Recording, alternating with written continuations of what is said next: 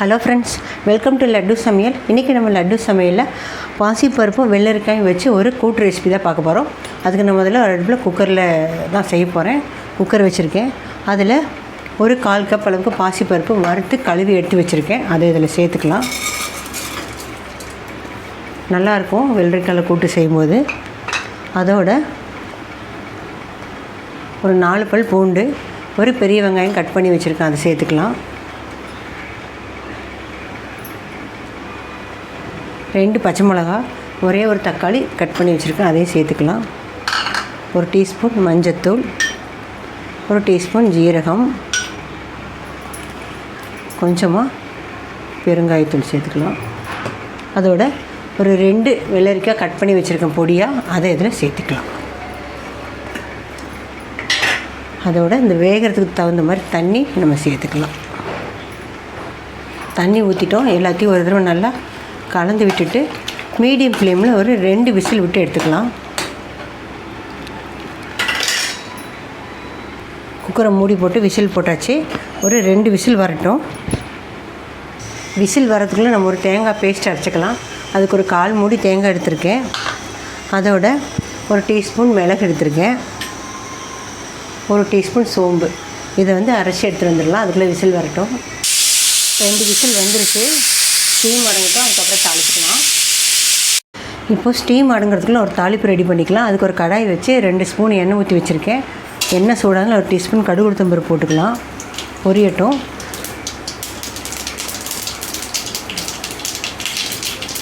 கடுகு நல்லா பொரிஞ்சது கொஞ்சமாக கருவேப்பிலை ஆட் பண்ணிக்கலாம். அதோட 5 பல் பூண்டு தட்டி வச்சுருக்கேன். வேக வைக்கும் 3 பல் போட்டிருக்கோம். இப்போ ஒரு 5 பல் போட்டுக்கலாம். ஒரு 10 சின்ன வெங்காயம் பொடியாக கட் பண்ணி வச்சுருக்கேன். முதல்ல ஒரு பெரிய வெங்காயம் போட்டோம். இப்போ ஒரு சின்ன வெங்காயம் ஒரு 10 கட் பண்ணி போட்டுக்கலாம். 2 போடும்போது டேஸ்ட் நல்லாயிருக்கும். இது வதங்கட்டும். வெங்காயம் நல்லா வதங்கிடுச்சு. இப்போ நம்ம வேக வச்சு வச்சுருக்கிற வெள்ளரிக்காய் பாசிப்பருப்பு கலவையை இதில் சேர்த்துக்கலாம். சேர்த்துட்டு ஒரு நல்லா கலந்து விட்டுக்கலாம். இன்னும் நம்ம உப்பு போடலை. இந்த ஸ்டேஜில் உப்பு போட்டுக்கலாம். நம்ம இப்போ இந்த கூட்டுக்கு தேவையான உப்பு போட்டுக்கலாம். போட்டுட்டு ஒரு தடவை நல்லா கலந்து விட்டுக்கலாம்.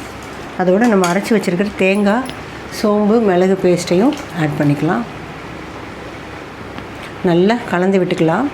பச்சை மிளகா காரம் தான். உங்களுக்கு காரம் அதிகமாக வேணுன்னா இப்போ கொஞ்சம் சாம்பார் தூள் கூட போட்டுக்கலாம். நான் இப்போ 1 டீஸ்பூன் சாம்பார் தூள் போடுறேன். கொஞ்சம் காரம் மீடியமாக இருக்கட்டும்ன்ட்டு. இன்னும் 2 பச்சை மிளகா தான் போட்டிருக்கேன், அது பத்தாது காரம். அவ்வளோதான். ஒரு 3 நிமிஷம் கொதி வந்தால் போதும். நம்முடைய வெள்ளரிக்காய் பாசிப்பருப்பு கூட்டு ரெடி ஆகிடும். கொதிக்கட்டும். மூடி வச்சிட்டோம். ஒரு 3 நிமிஷம் கொதிக்கட்டும். அதுக்கப்புறம் நம்ம இறக்கிக்கலாம். திறந்து பார்க்கலாம். கூட்டு சூப்பராக கொதிச்சிருச்சு. தேங்காயோட பச்சை வாசனை போனால் போதும் நமக்கு. ஏன்னா எல்லாமே நல்லா வெந்தது தான். நல்லா கொதிச்சு வந்துருச்சு. பாருங்கள் கூட்டு எந்தளவுக்கு திக்காக இருக்குன்னு. சூப்பராக ரெடி ஆகிடுச்சு. லாஸ்ட்டாக இதில் கொஞ்சமாக கொத்தமல்லி தழை தூவிக்கலாம். நல்லா தாராளமாகவே தூவிக்கோங்க. அவ்வளோதான். நம்முடைய பாசிப்பருப்பு வெள்ளரிக்காய் கூட்டு சூப்பராக ரெடி ஆகிடுச்சு.